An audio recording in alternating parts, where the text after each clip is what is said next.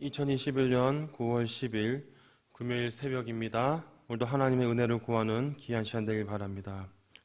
사도신경으로 우리의 신앙을 하나님께 고백합니다.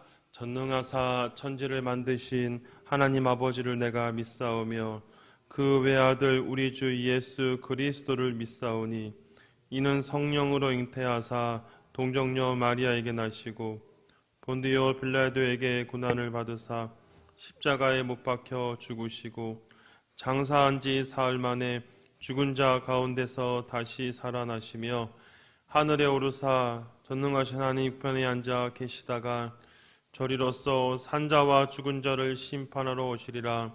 성령을 믿사오며 거룩한 공예와 성도가 서로 교통하는 것과 죄를 사하여 주시는 것과 몸이 다시 사는 것과 영원히 사는 것을 믿사옵나이다. 아멘. 찬송가 549장 내 주여 뜻대로 행하시옵소서. 온 몸과 영혼 다 주께 드리니. 찬송가 549장 하나님께 올려드리겠습니다. 내 주여 뜻대로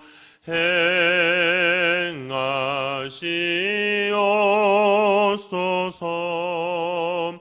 온 몸과 영혼은 다 주께 드리니. 이 세상 고락한 주 인도하시고 날 주관하셔서 뜻대로 하소서. 내 주여 뜻대로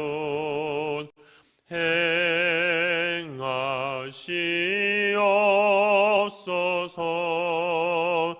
큰 근심 중에도 낙심케 마소서. 주님도 때로는 울기도 하셨네. 날 주관하셔서 뜻대로 하소서. 내 주여 뜻대로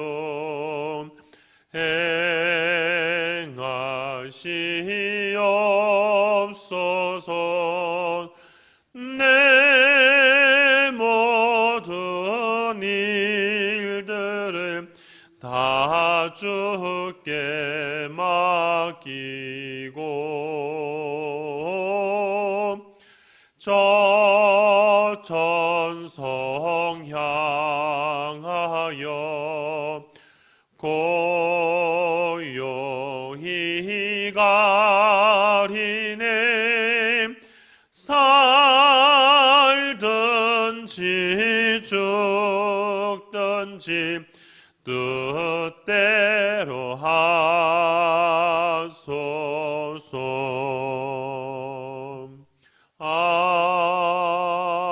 아멘. 오늘 금요일 한마 한리스로 주님께 기도할 제목은 선교를 위해서 기도하겠습니다. 하나님께서 은혜를 베풀어 주셔서 또 우리 주님교회가 우리가 2019년까지 했던 선교가 잠시 코로나 때문에 멈췄는데 하나 은혜 주셔서 다시 회복됨을 통하여 또 단기 선교와 해외 교회 건축 사회 사역에 더욱더 최선을 다할 수 있도록 하나님 나라 확장하는 일에 더욱더 열심을 낼 수 있도록 기도해 주시고 우리 성도들의 마음 가운데 물질과 기도로 선교에 동참하는 마음을 갖게 달라 기도해 주시고 또 우리 주님교회가 파송한 4명의 선교사님과 우리 협력 선교사님들 어려운 상황 속에서도 하나님이 주어진 사명들을 잘 감당할 수 있도록 기도해 주시고 또 우리 계속해서 우리 9월달 이 파키스탄 아한족을 해서 기도하실 때 하나님 이 민족이 복음으로 하나 될 수 있도록, 복음으로 주님을 온전히 바라볼 수 있도록 계시고, 코로나 종식을 기도하신 다음에 우리 또 계속해서 입시를 위해서 기도하겠습니다. 우리 입시를 준비하는 수험생들의 마음 가운데 하나님의 은혜를 베풀어 주시고, 그 가정 가운데 하나님이 놀라운 은혜를 달라고 우리 간절한 마음으로 통성으로 기도하겠습니다. 사랑이 많으신 하나님 아버지, 오늘도 주님 앞에 간절한 마음으로 간구하며 나아갑니다. 하나님 아버지, 오늘도 주님께 온전히 아뢰오니 주님 오늘도 은혜를 베풀어 주시고, 하나님 한마음 한입술로 오늘도 선교를 위해서 기도하며 간구할 때 주께서 역사해 주시길 간절히 간구합니다. 하나님, 주님교회가 해마다 단기 선교를 나가고 여러 사역들을 하였지만 코로나로 인해서 잠시 멈추는 어려운 상황을 겪고 있습니다. 하나님 아버지, 은혜를 베풀어 주시옵소서. 다시 우리 주님교회가 주어진 선교 사역들을 잘 감당할 수 있도록, 다시 해마다 나간 단기 선교와 또 주어진 선교사 사명들을 잘 감당할 수 있도록, 그래 하나님 나라 확장한 일에 더욱더 열심을 낼 수 있도록 하나님 은혜 베풀어 주시고 역사해 주시기를 간절히 간구합니다. 하나님 아버지, 우리 성도들의 마음 가운데 선교에 임하는 자세가 물질과 기도로 헌신할 수 있도록, 입술로만 헌신하는 것이 아니라 삶을 통하여, 행동을 통하여 헌신할 수 있도록 은혜를 베풀어 주시기를 간절히 간구합니다. 하나님 아버지, 또 주님교회가 파송한 4명의 선교사님과 우리 협력 선교사님들을 기억하여 주시옵소서. 하나님, 이들의 마음 가운데 하나님의 은혜가 넘치게 하여 주시길 간절히 간구합니다. 하나님, 코로나로 인해서 또 여러 가지 어려운 사역들을 감당하고 있습니다. 하나님, 많은 제약과 많은 여러 가지 어려움을 겪고 있지만 하나님을 의지하여 주어진 사역들을 감당하기 위해서 각자의 자리에서 하나님 일들을 감당하고 있사오니 하나님 파송 선교사님 4분을 기억하여 주시고 우리 협력 선교사님들 기억하여 주셔서 하나님의 주어진 사역들을 잘 감당할 수 있도록 은혜 베풀어 주시기를 간절히 간구합니다.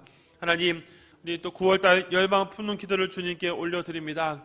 파키스탄의 아한족을 주님 불쌍히 여주시고, 하나님 그들이 이슬람을 버리게 하여 주시옵소서. 그들이 거짓된 것을 모두 버리게 하시고 예수 그리스도를 영접함을 통해 오직 복음으로 하나 될 수 있도록 하나님께서 이 아한족을 긍휼히 여겨주시기를 간절히 간구합니다. 하나님, 이 민족을 주님 불쌍히 해주셔서 이들이 예수님을 믿고 주님을 온전히 받아들여 복음으로 하나 될 수 있도록 은혜를 베풀어 주시기를 간절히 간구합니다.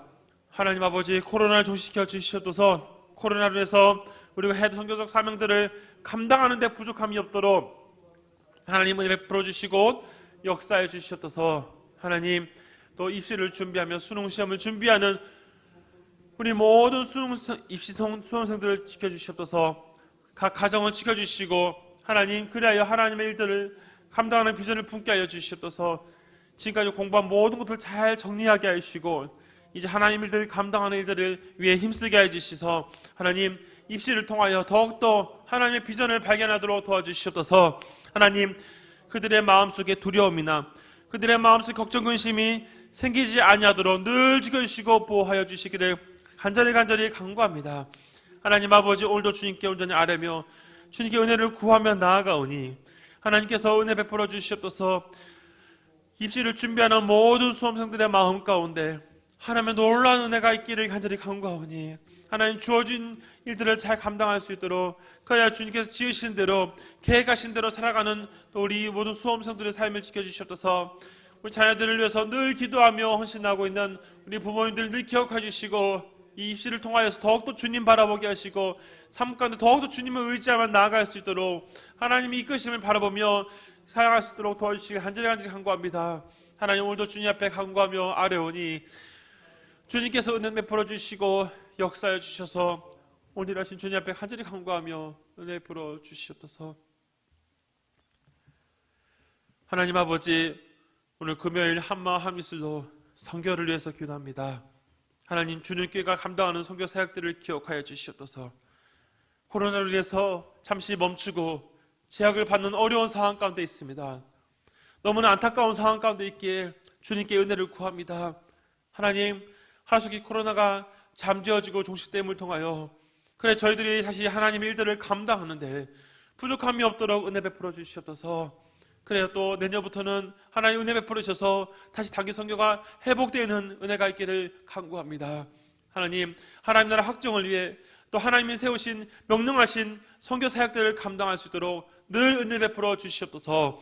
하나님 아버지, 우리 성도들의 마음 가운데 주님께서 붙잡아 주셔서 물질과 기도로 후원하게 하시고 입술로만 고백하는 것이 아니라 삶을 통해, 행동을 통해 주의 일들을 잘 감당할 수 있도록 은혜 베풀어 주시옵소서. 하나님 아버지, 파송한 4명 선교사님들 기억하여 주시고 또 현역 선교사님들 기억하여 주셔서 하나님의 귀한 일들을 감당하는데 부족함이 없도록 어려운 상황 가운데 더욱더 주님을 의지하여 이 귀한 사역들을 감당하도록 도와주시옵소서. 하나님 아버지, 9월달 열방 구분 기도를 주님께 올려드립니다. 하나님, 파키스탄의 아한족을 불쌍히 여겨주셔서 그들이 믿고 있는 이슬람을 버리게 하여 주시옵소서. 그들이 아주 예수 그리스도를 믿고 변화받아서 그들 예수님을 통하여 참된 진리를 깨닫고 그래야 복음 증거 사명 감당하는 아한족이 될 수 있도록 은혜 베풀어 주시옵소서. 하속히 코로나가 잠재해짐을 통하여 하나님의 일들을 감당하는 선교사역들을 잘 감당하는 또 주님께 될 수 있도록 도와주시옵소서. 하나님 아버지, 입시를 준비하는, 수능 시험을 준비하고 앞을 준비하는 우리 수험생들의 마음 가운데 주님 평안한 마음을 주시고 담대한 마음 주셔서 그동안 공부한 대로 자신이 준비한 대로 잘 마무리할 수 있도록 은혜 베풀어 주시옵소서. 그리하여 하나님이 주신 그 비전에 따라서 각자의 지으신 그 목적에 따라서 또 주어진 사역들을 감당할 수 있도록 주님께서 수험생들의 마음 가운데 담대함과 하나님의 그 은혜를 강구하는 시간 되도록 도와주시옵소서. 하나님, 또 부모님들의 마음 가운데 두려움이 아니라 이 계기를 통하여서 더욱더 하나님께 기도하며 더욱더 하나님을 의지하는 그 가정들 될 수 있도록 역사하여 주시옵소서. 감사드리며 예수님의 이름으로 기도합니다. 아멘. 오늘 우리 계시는 하나님의 말씀은 신약성경 로마서 11장 13절에서부터 24절까지 말씀을 보도록 하겠습니다. 로마서 11장 13절에서부터 24절까지 말씀입니다. 신약 255면이 있고요. 날마다 솟는 샘물 9월 10일자 금요일자 말씀을 같이 보도록 하겠습니다. 로마서 11장 13절에서부터 24절까지 말씀을 같이 한 목소리로 합독합니다. 내가 이방인인 너희에게 말하노라. 내가 이방인이 사도인 만큼 내 직분을 영광스럽게 여기노니 이는 혹 내 골육을 아무쪼록 시기하게 하여 그들 중에서 얼마를 구원하려 함이라. 그들을 버리는 것이 세상의 화목을 되거든 그 받아들이는 것이 죽은 자 가운데서 살아나는 것이 아니면 무엇이리요? 제사하는 처음 익은 곡식가루가 거룩한즉 떡덩이도 그리하고 뿌리가 거룩한즉 가지도 그리하니라. 또한 가지 얼마가 꺾였는데 돌 감람나무인 내가 그들 중에 젖붙임이 되어 참 감람나무의 뿌리 진액을 함께 받는 자가 되었은즉 그 가지들을 향하여 자랑하지 말라. 자랑할지라도 내가 뿌리를 보존한 것이 아니요 뿌리가 너를 보존하는 것이니라. 그러면 내 말이 가지들이 꺾인 것은 나로 젖붙임을 받게 하려 함이라 하리니 옳도다. 그들은 믿지 아니하므로 꺾이고 너는 믿음으로 섰느니라. 높은 마음을 품지 말고 도리어 두려워하라.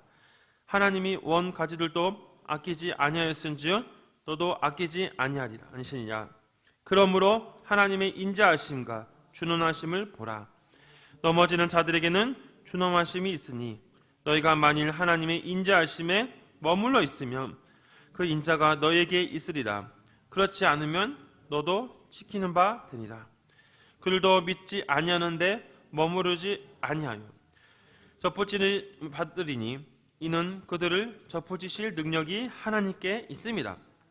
내가 월 돌 감람나무에 찍힘을 받고 본송을 거슬러 좋은 감람나무에 젖붙임을 받았으니 원가지인 이 사람들이야 얼마나 더 자기 감람나무에 젖붙임을 받으랴. 아멘. 요즘에 제가 또 읽는 책 가운데 좀 감동받고 도전받는 책이 있어서 같이 소개를 하고자 합니다. 책 가운데 젖붙임, 그 위대한 생명신학이라는 이주용이라는 장로님 쓰신 이 책 가운데 저의 마음속에 두 가지 마음에 와닿았던 두 단어가 있었습니다. 그것은 뭐냐면 거듭남이라는 단어와 독생자 예수 그리스도에 관련된 이야기입니다. 아마 많은 분들이 아시겠지만 거듭남에 대한 무엇인가, 즉 구원의 문제, 본질에 대해서 우리가 고민하는 부분을 생각해 보는 것이죠. 구원이라는 것이 결국 예수 그리스도 통해서 이루어진다라는 절대 진리에 대해서 우리가 잘 알고 있다는 것이죠. 더욱더 중요한 것은 바로 독생자이신 예수 그리스도에 관련된 겁니다. 예수 그리스도를 통해서 우리가 성도가 되었다라는 것, 이방인인 우리가 예수님을 통해 하나님의 자녀가 되었다는 것을 다시 한번 책을 읽으면서 크게 공감을 하고 도전을 받았던 것을 생각합니다. 오늘 역시 예수 그리스도를 통해서 이방인의 사도로 부름을 받은 바울의 이야기들을 계속해서 살펴보고 있습니다. 저희들이 이 바울을 볼 때마다 그가 하나님의 특별한 은혜를 받은 사실들을 늘 성경을 통해 묵상하지요. 하지만 이것은 바울의 이야기로 끝나는 것이 아니라 바로 이 바울을 통해서 하나님이 지금도 우리에게 말씀하고 있다는 것을 다시 연결시켜서 살펴볼 수 있다는 겁니다. 오늘 그 바울이 오늘 본문을 통해서 말씀하는 또 하나님의 은혜에 대한 이야기들을 성경을 통해 살펴보고자 합니다. 첫 번째로 13절과 14절은 바로 이방인 사도로 부름받은 바울의 이야기가 지속적으로 살펴보고 있습니다. 사실 어제와 엊그저께 우리가 살펴본 말씀이 비슷한 부분도 많이 있습니다. 그러나 오늘 본문 속에서는 다시 바울의 이야기를 깊이 생각해 보면서 그 하나님을 또 깊이 묵상하기를 원하는 것이죠.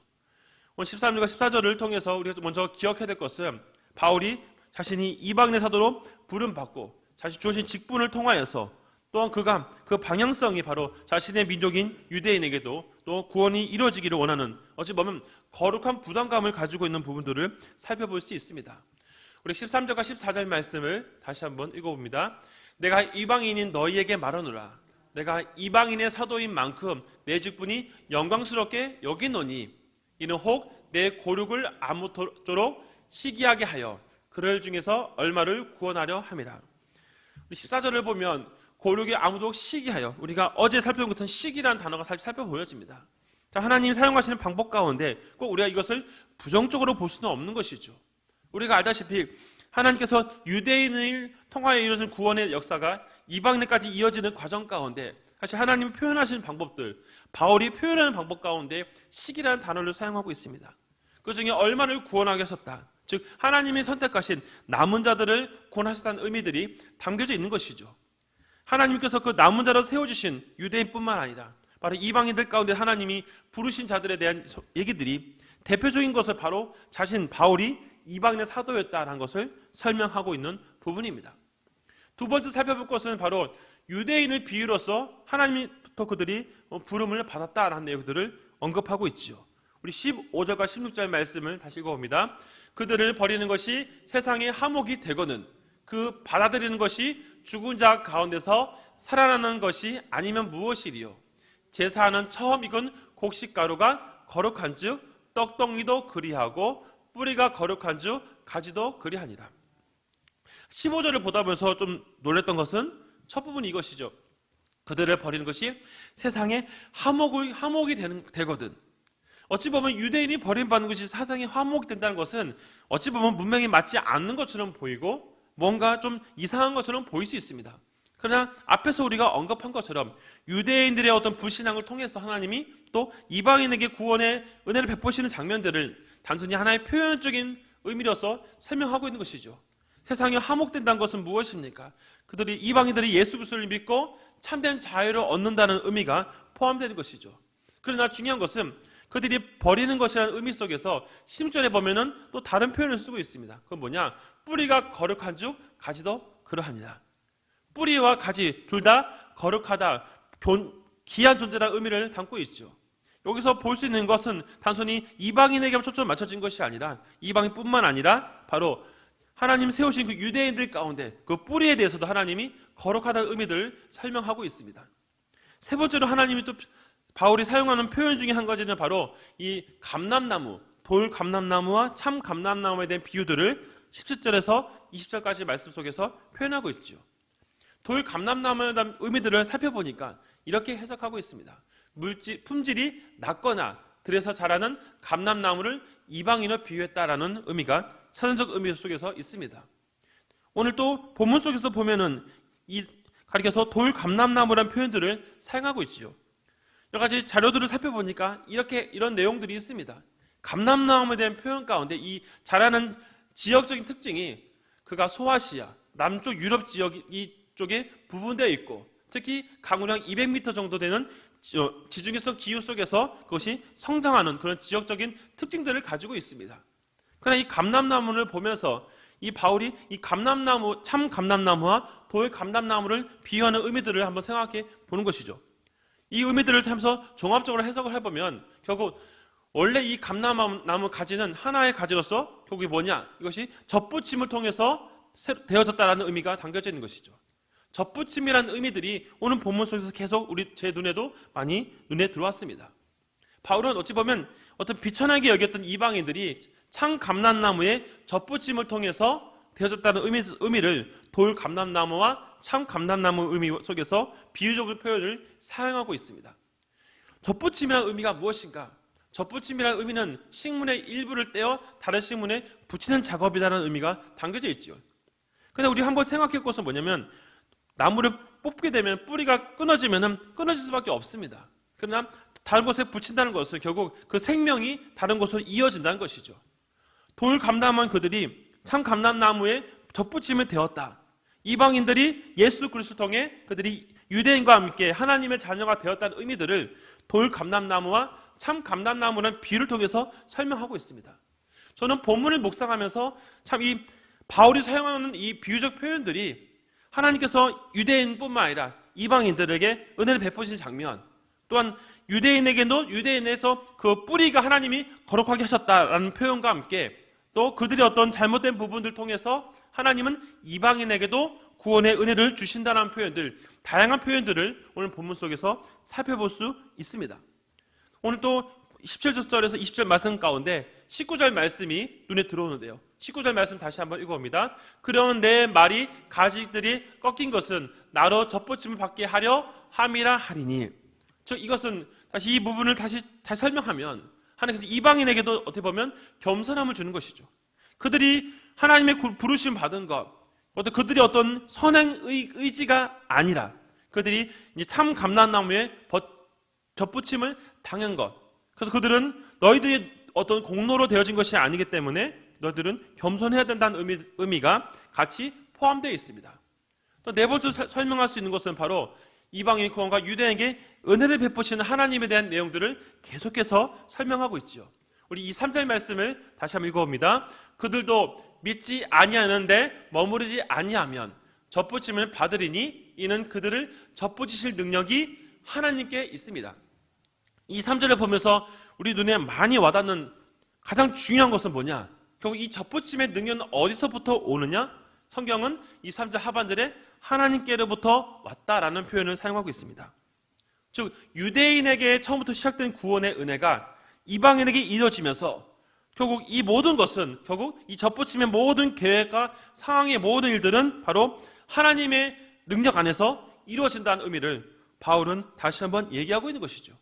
어찌 보면 오늘 본문 가운데 가장 우리가 중요하게 봐야 될 거 뭡니까? 바로 접붙이실 능력이 누구에게 있다? 바로 하나님께 있다라는 것을 우리가 기억해야 된다는 겁니다. 그럼 우리가 다른 것을 다 잊어버린다 할지라도 우리가 이거 한 가지는 분명히 기억해야 된다는 것입니다.